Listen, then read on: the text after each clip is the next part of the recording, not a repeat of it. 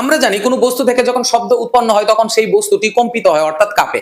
আর সেটাকে আমরা প্র্যাকটিক্যালি দেখার জন্য আমরা নিলাম একটি সুরশলাকা অর্থাৎ টিউনিং ফর্ক এবং সঙ্গে নিলাম একটি সিম্পল পেন্ডুলাম বা সরল দোলক।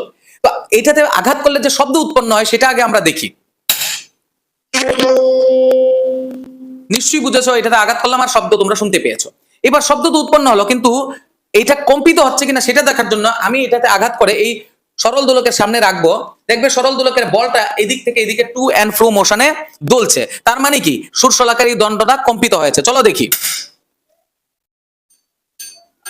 এই যে দেখো সুরশলাকা, আমি কিন্তু হাত নাড়াচ্ছি না, তদুপরি সরল দোলকের বলটা এদিক থেকে এদিকে টু এন্ড ফ্রো মোশনে কাঁপছে। তার মানে কি নিশ্চয়ই এই শব্দ উৎপন্ন হওয়ার সঙ্গে সঙ্গে এই দণ্ডটা কম্পিত হচ্ছে, যার কারণে এটার ধাক্কা লেগে বারবার এসে ধাক্কা লাগছে আর এটা এদিক থেকে